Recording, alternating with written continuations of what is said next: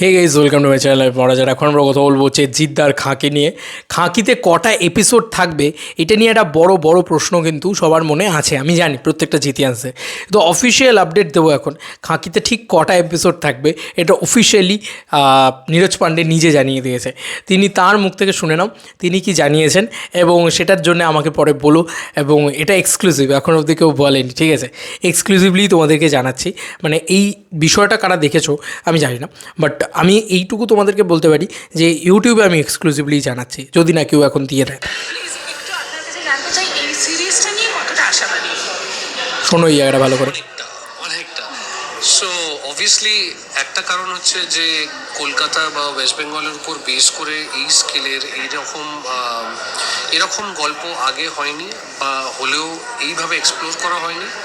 দুই হচ্ছে আমি যেহেতু কলকাতার ছেলে, কলকাতা নিয়ে একটা লেখা গল্পে একটা শো তৈরি করতে পেরেছি, এবং সেটার থেকে তো একটা একটা রেসপন্সিবিলিটি এবং একটা আশা থাকে যে অবভিয়াসলি আমরা যারা এত এক্সাইটেড শোটা নিয়ে, যখন অডিয়েন্স দেখবে তারাও তত দেখেই এক্সাইটেড হবে এবং তারা বিঞ্জ করবে, তারা তারা একটা শুরু করলে 7টা শেষ করে বেরোবে।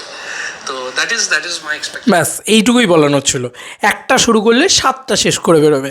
এখান থেকেই পরিষ্কার হয়ে গেল যে খাঁকি দ্য বেঙ্গল চ্যাপ্টারে 7টা করে এপিসোড থাকবে, 7টা এপিসোডই থাকবে আর কি। একটা শুরু করলে 7টা শেষ করে বেরোবে, এখান থেকে পরিষ্কার হয়ে যাচ্ছে যে খাঁকি দ্য বেঙ্গল চ্যাপ্টার 7টা এপিসোডের সিরিজ হতে চলেছে। এটা হলো প্রথম। দ্বিতীয়ত হচ্ছে এই সিরিজটা না খুব বড় ভার্সনের একটা সিরিজ হতে চলেছে, যেটা আমরা অনেক দিন আগে থেকেই জানতাম। তো এক একটা এপিসোডের ডিউরেশন কত হবে বন্ধুরা? আমার যেটা মনে হয়, তুমি নেটফ্লিক্সে যে কটা সিরিজ দেখে নাও সবার ডিউরেশন অলমোস্ট তুমি 40 মিনিটস থেকে 50 মিনিটস করে এক একটা এপিসোডের পাবে। তো এটা কিন্তু সেটাই হতে চলেছে। সেক্ষেত্রে 7টা এপিসোড মানে অলমোস্ট আমাদের সিরিজটা শেষ করতে অলমোস্ট বলছি 6 ঘন্টার কাছাকাছি লাগবে। ইয়েস, 5 থেকে 6 ঘন্টার কাছাকাছি এই সিরিজ হতে চলেছে। এটা এক্সক্লুসিভলি তোমাদের জানাচ্ছি, অফিসিয়ালি জানাচ্ছি, নীরজ পান্ডে নিজের মুখ থেকে জানাচ্ছি। তো এরকম একটা পরিস্থিতিতে দাঁড়িয়ে তুমি বুঝতে পারছো যে জিদ্দা কিন্তু আমাদের 3 ঘন্টার ছবি উপহার দিচ্ছে, 2 ঘন্টার ছবি উপহার দিচ্ছে। সেটা করতেই জিদ্দা 1 বছর লাগায়। সেখানে একটা সিরিজ সেটা আসছে 6 ঘন্টা আমাদেরকে দেবে, মানে 5 ঘন্টা 6 ঘন্টা হোয়াট এভার ইট ইজ, এইটা আমাদেরকে দেবে।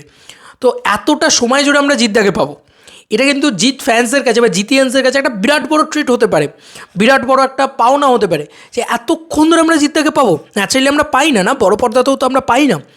তো বড় পর্দায় সম্ভব না 5 ঘন্টা 6 ঘন্টা করে দেখানো, কিন্তু এইটা কিন্তু খুব মানে ওই বলে না জিদ্দার ডাবল ধামাকা, মানে দুবার জিদ্দাকে পাওয়ার মতন, আড়াই ঘন্টা দুটো ছবির ক্ষেত্রে আর কি। তো আমি তো চূড়ান্ত এক্সাইটেড। এত বড় একটা সিরিজ কীভাবে তারা বুনোট দেয়, কীভাবে তারা বাঁধে গল্পটাকে, কারণ বিরাট বড় সিরিজ, 7টা এপিসোড উইথ নেটফ্লিক্সের সিরিজ, মানে তো আর হইচইয়ের 15 মিনিট থেকে 20 মিনিটের এপিসোড নয়, ওটা নেটফ্লিক্স ভাই। ওখানে 40 মিনিটের কমে কোনো এপিসোড হয় না। আমি তো অন্তত কোনো দিন নেটফ্লিক্সে কোনো 40 মিনিটের কমে এপিসোড দেখিনি। তো দেখা যাক তোমাদের কার কী মতামত, এন্টার ভিডিওটাকে নিয়ে জানিও কমেন্ট সেকশনে। চলো বন্ধুরা, নতুন কোনো ভিডিওতে দেখা হবে, বাই।